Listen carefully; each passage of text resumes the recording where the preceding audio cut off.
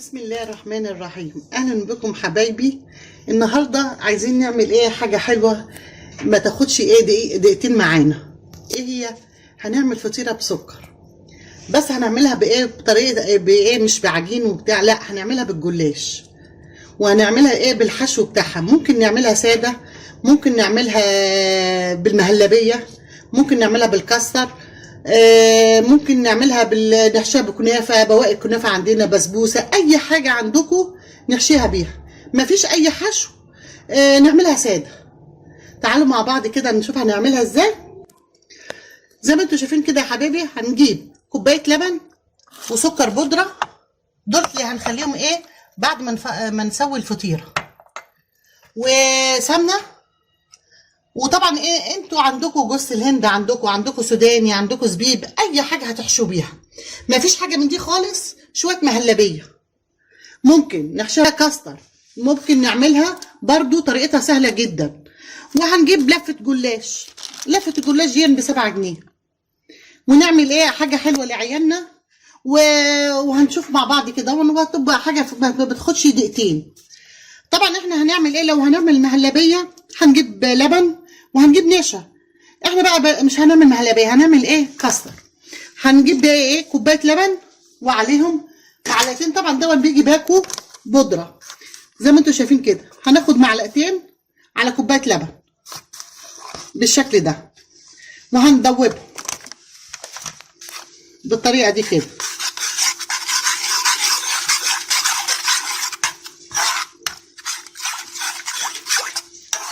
حاجه جميله جدا وخفيفه وسهله جدا، يعني لو عيله صغننه هتعملها، عيل صغنن هيعملها، وجميله في طعمها جدا، وطعمها روعه وسهله.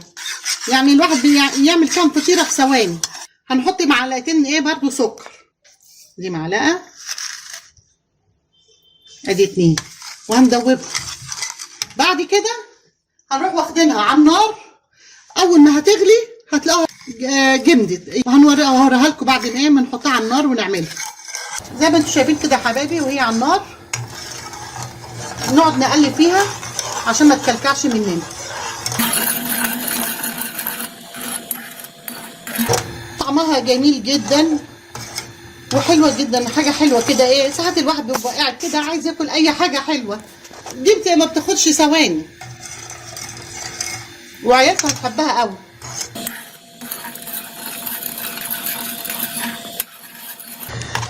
زي ما انتم شايفين يا حبايبي، بقت بالشكل ده كده، ما بتاخدش ثواني اهي، بالمنظر ده كده. هنطفي عليها ونروح بقى نحشي الفطيره المسكر.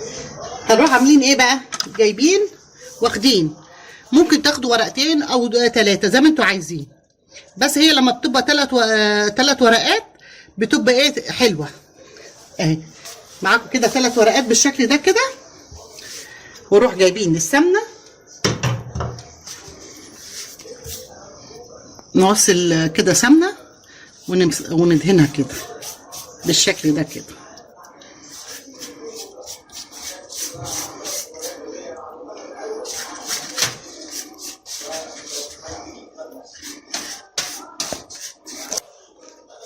بالمنظر ده كده يا حبايبي، زي ما انتم شايفين كده يا حبايبي. ندهنها بالسمنه، ونروح جايبين معلقه بالشكل كده. المعلقه اللي هنحطها مش هنحطها فيها كلها، لا، في مربع واحد بس. طبعا احشوها زي ما انتوا، اي حشوه عندكم احشوها. مفيش حشو اعملوها ساده، بتبقى جميله جدا اهي بالشكل ده كده. هنروح جايبين الطبقه دي كده بالطريقه دي، ونعصها سمنه كده،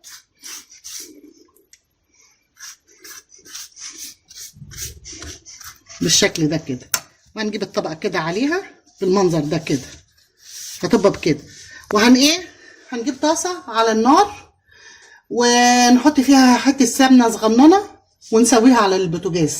هوريها لكم الفطيره. نجيب حاجه نقلب بيها بالشكل ده كده يا حبايبي. اروح قلبنا على الناحيه الثانيه بالطريقه دي كده.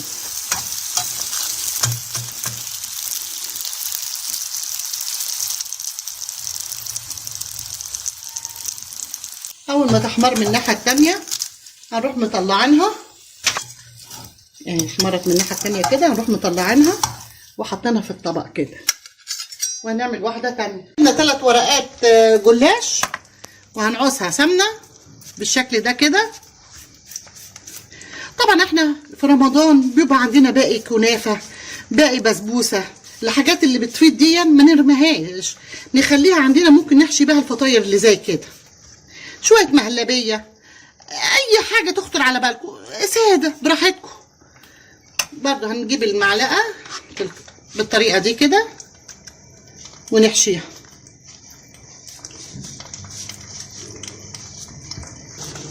بالشكل ده كده حبايبي. نجيب شويه جوز الهند كده عليها بالطريقه دي كده. لو في سوداني نحط، لو في زبيب نحط، اي حاجه عندكم حطوها. نعمل ايه؟ هنجيب طبقه كده ونعصها برضو سمنه.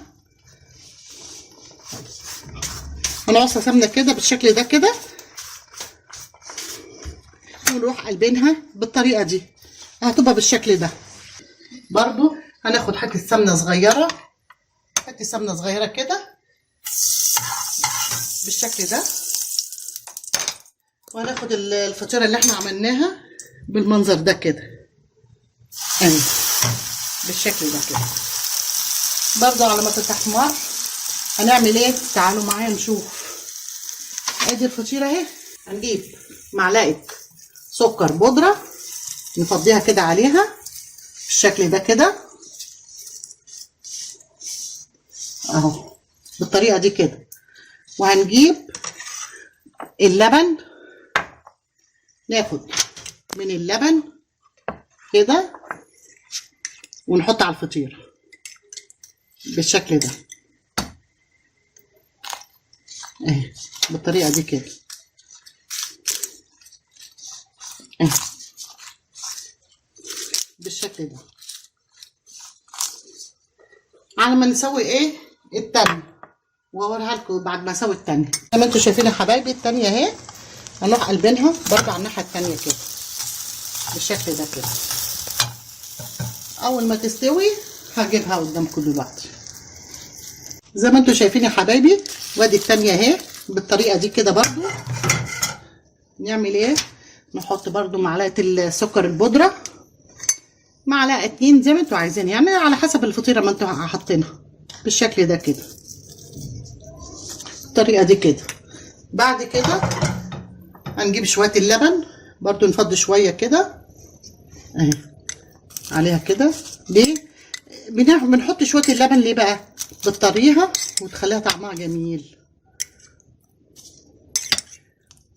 بالشكل ده حبايبي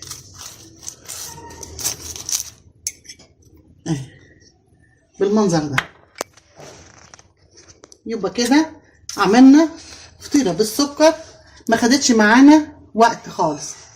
زي ما انتوا شايفين يا حبايبي الفطيره اتعملت يعني بسهوله جدا وما خدتش وقت. في خلال دقيقه عملنا الفطيره وسويناها، ما خدتش مننا اي حاجه، وحاجه حلوه كده لعيالنا وطعمها جميل جدا وبألف هنا. لو عجبكم الفيديو اشتركوا في مطبخ ماما بطه واستنوني في فيديو جديد، والسلام عليكم ورحمه الله وبركاته.